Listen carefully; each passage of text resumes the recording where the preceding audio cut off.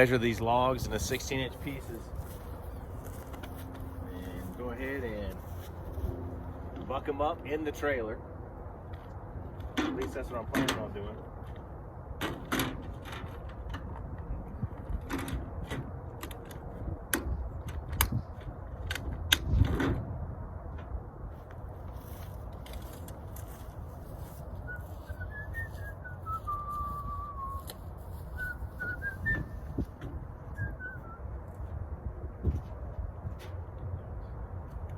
Got some red oak and white oak logs. The red oak, a 16-inch log in diameter, and one's 14-inch. Same log, just different parts of the trunk of the tree. And the white oak that I have,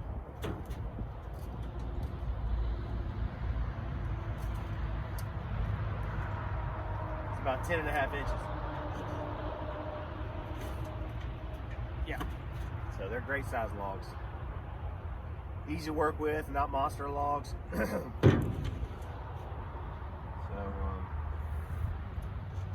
Anyway, start from the bottom, work our way up 16 inches.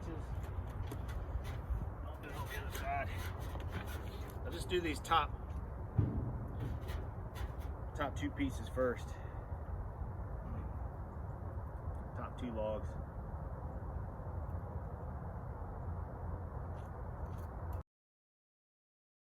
That one's almost perfect. It's like a 3-inch piece at the end. So I'm gonna go ahead and do these, and then I may just roll these pieces off and then work on the ones underneath them. I haven't quite figured out exactly what I'm gonna do because I've never bucked up the logs in the trailer before. But I've got my Husky.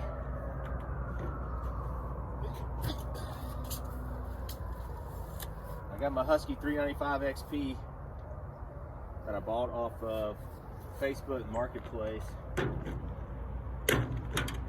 by a tree service guy. And once you go from a 50cc saw, my MS 271 Farm Boss, to a 95cc saw, huge difference. It's like it's a chainsaw on steroids. So that's great for milling right there. I don't have much experience milling. I've done it a few times, but this has got enough cc's where it's not a problem. You're not struggling through the wood like you are with the MS 271. But the most important thing is a sharp chain. That's the most important thing. I just sharpened it. So,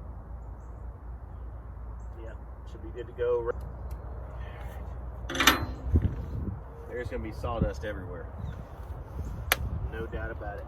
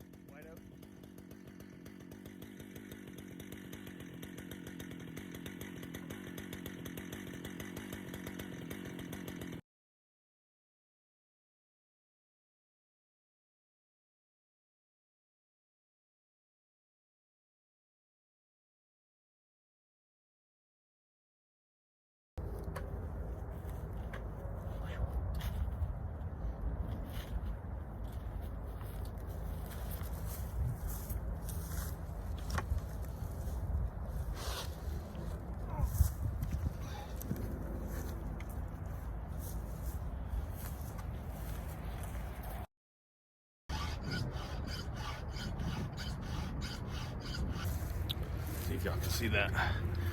This is a semi chisel chain. You see that?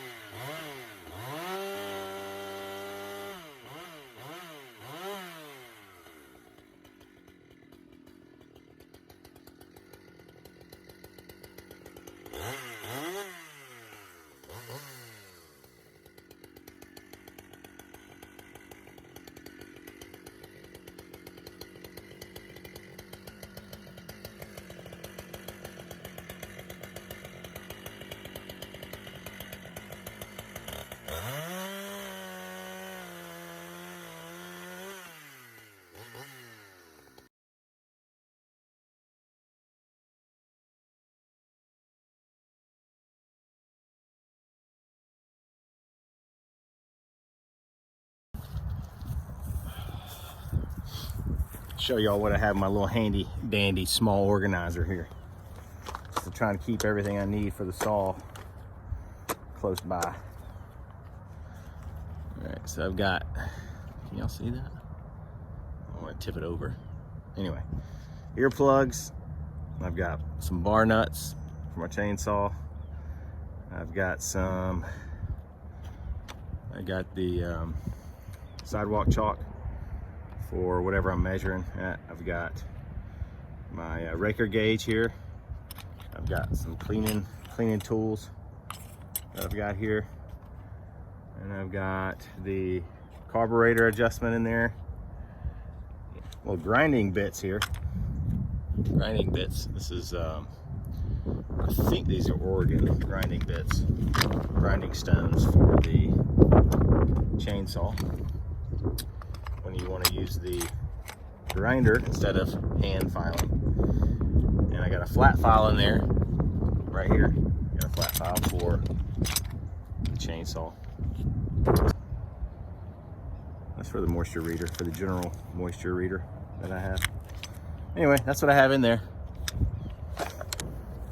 All right, a little bit more bucking. I went ahead and put that huge log on the ground because it's just too difficult to work with in the trailer.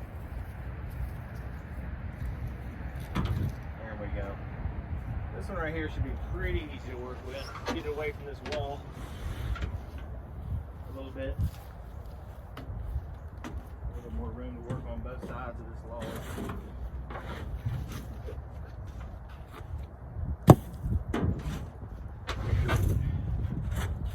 Move some of this stuff away.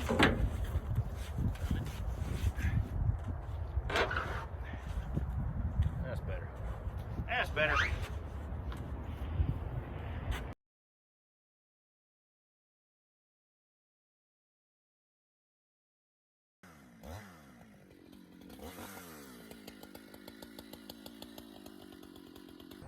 I have heard from some other chainsaw guys that have a lot of experience with chainsaws is soon after you finish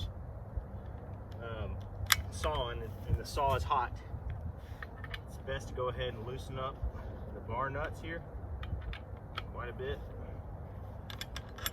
and get that tension off the sprocket, because once it gets colder, the chain here, once it cools down, gets colder, it's gonna constrict and it's gonna pull against the sprocket quite a bit, put a lot of tension on the sprocket.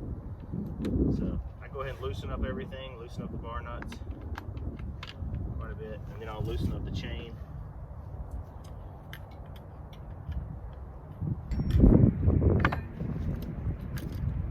There you go. Just get all that tension off the sprocket so it's nice and loose. It will tighten up a little bit once this cools down. Anyway, that's what I've heard, so I do that. I guess it couldn't hurt. That's all. All right, so a lot of logs here I got. A lot of rounds. Maybe get that out of the trailer. stuff out of here. My chainsaw paint's off, my chaps.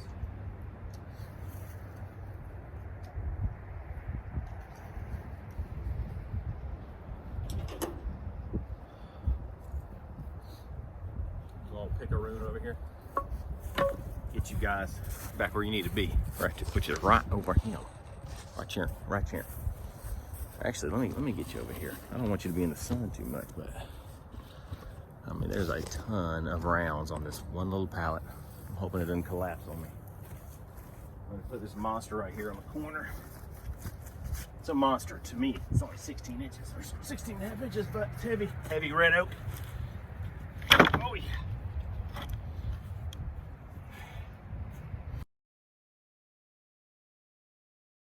See if I can get you guys in here. Look at this. I got the chopping block right here. Can you see this? Oh, you can see that's that 16-inch round piece. About 7 inches thick. That's perfect. That's perfect. Put it on another pallet over here in the meantime. In the meantime, because this red oak will soak up that water, that groundwater, really fast. Some small little chunks here I've got left over.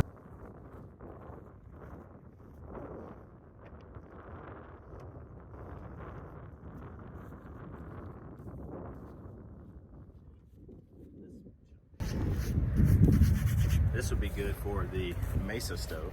Tiny little pieces I can split off of this. And smoking chunks. Pizza oven.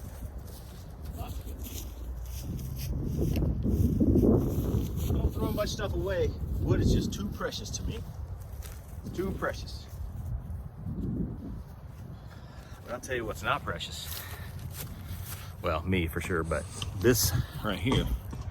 Can y'all see this ant pile? That is not precious at all. There's so many over here. This used to be one right here. I mean, they're all over. All over. Gotta be careful, guys. You gotta be careful. So that's where I put my chunks in pieces. Those are gonna be great in probably a year and a half or so. 2 years, 10 years, I don't know. Anyway, here it is. This is all that wood on the pallet, ready to be split off the ground. It's a beautiful thing.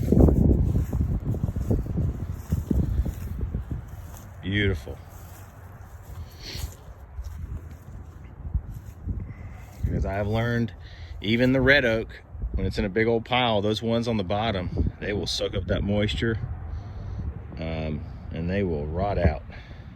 I don't know how quickly they'll rot out, but it's not good. So I try and get them off the ground as quickly as possible. Anyway, I don't know what else I'm gonna be doing today, but I just wanted to share that with y'all. It's been a good time in the wood yard. Look at all that beautiful sawdust. Man glitter, whatever you wanna call it. It's good for the earth. You're welcome, worms.